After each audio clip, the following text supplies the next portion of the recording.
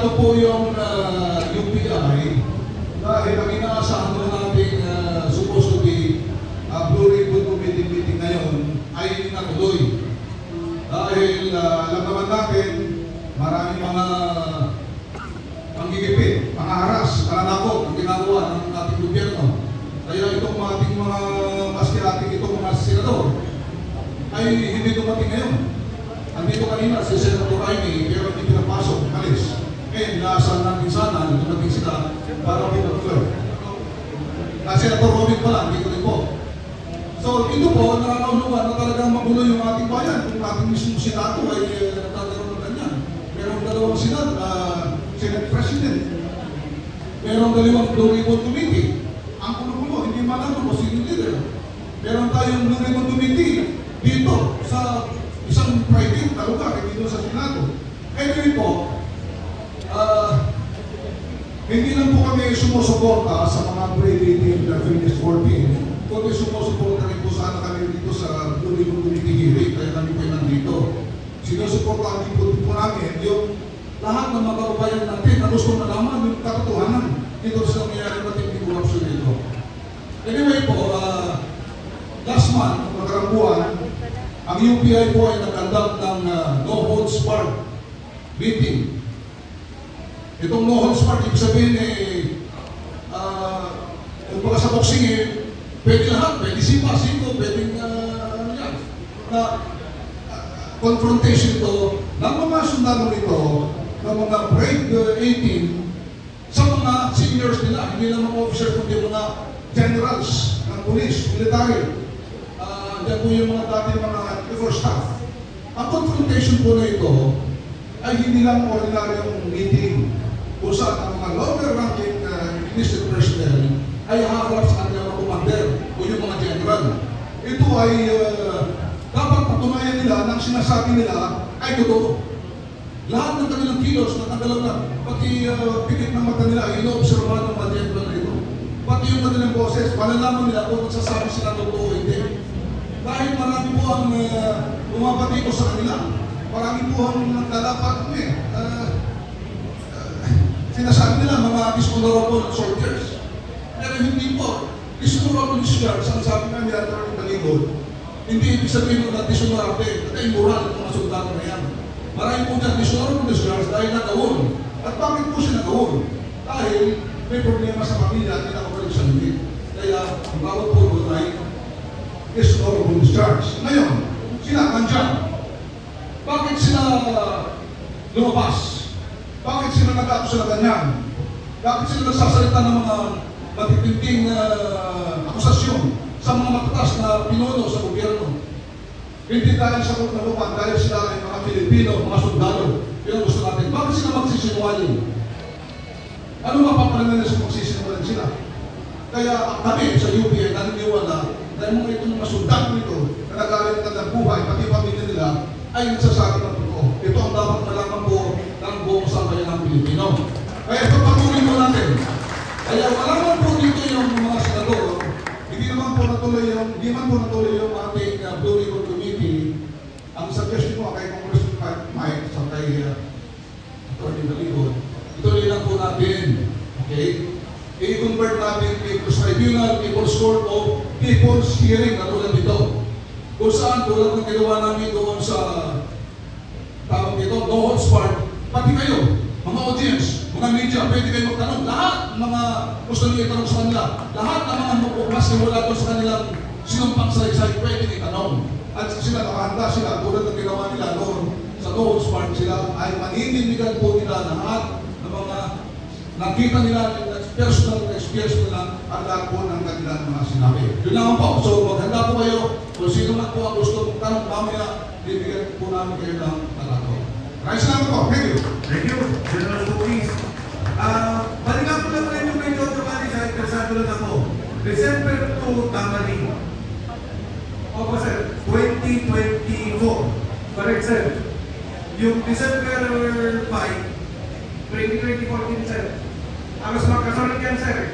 Tamarin ba o sa ibang lugar? Isa lang yan, sir, dahil tamarin pa rin. May Nara. Hindi ako napag-deliver doon, sir. So tama rin ka pareho. Correct, sir. Okay. Sino sa inyo ang may hawak o may nakitang legend dito sa mga nangyayaring deliveran? Sino? Hindi natin kailangan ilabas. Basta may legend na nakita o hawak. Meron? Card. Right.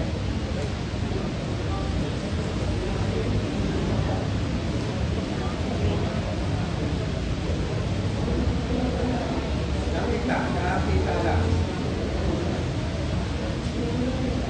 Hindi na.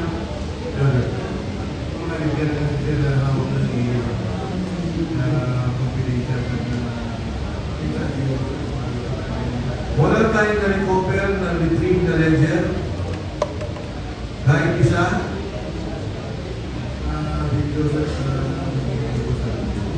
Ledger? Wala. Yung libro, notebook. Yung libro.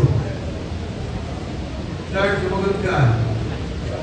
Hindi naman kailangan pakita. Tinatanong ko lang kung meron tayong hawak.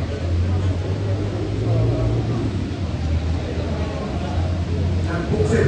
Logbook. In and out na sasakyan. Okay na yun. Basta kapit niyo yun. Nandyan na yun. Di ba? Yung sa ledger, card. Wala? Wala na? Attorney Levy.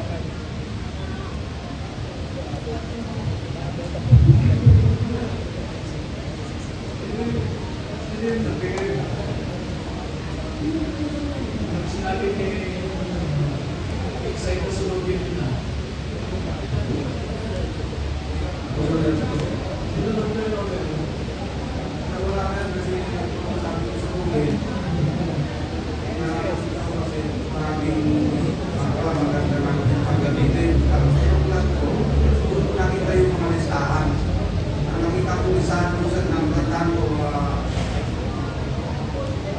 Sige, sumakat mo may notebook kahit pa paano listahan at meron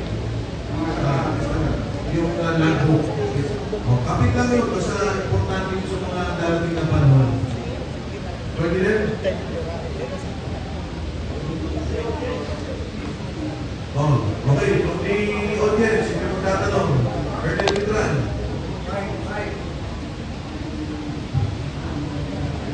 Okay, kanina pa tayo nagtatanong, no? Tinatanong natin kung sino yung mga involved. Ang hindi natin nagtatanong kung paano natin ipagtanggol itong mga sundalo ito.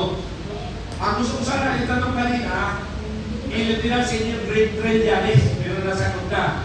Ang pangalawa ko sana itatanong, yung kaibigan ko na si General Torre, na kaibigan ko yun, hinahamon ko yun. Umakit kami sa bundok. At talagang matapit yan. Now, ang tanong ko sa mga marino o sundalo na lang, dahil sinasabi sa inyo na kayo ay isang bayaran, pero ako lang sasagot doon, kailanman ang kanyang sundalo na masunurin sa batas, ako sasagot, hindi kayo bayaran kung hindi kayo nilitaw dito. Lumitaw kayo, ibig sabihin, hindi kayo bayaran. Kayo na mag-convert. Kayo ba bayaran? Mga kababayan Pilipino, sila ba isang bayaran? Isa silang tanggol ng ating bayan Pilipinas. Maraming salamat. Kenneth, kasi sinabi mo kanina kung paano pagtatanggol. Ilang membro kayong retired military officers at personnel? More or less, military officer, retired. More or less, 50,000 kami retired. Kaya dapat kayo mga kapwa ko retired na sundalo, tinatawagan ko kayo. Sa oras na ito at susunod pa na oras, lumitaw kayo. Kung tulad tayo nagtatanggol sa ating bayang Pilipinas. Maraming salamat. Kenneth, deliver us the 10,000 members of yours and kami lang ang bahala and the rest.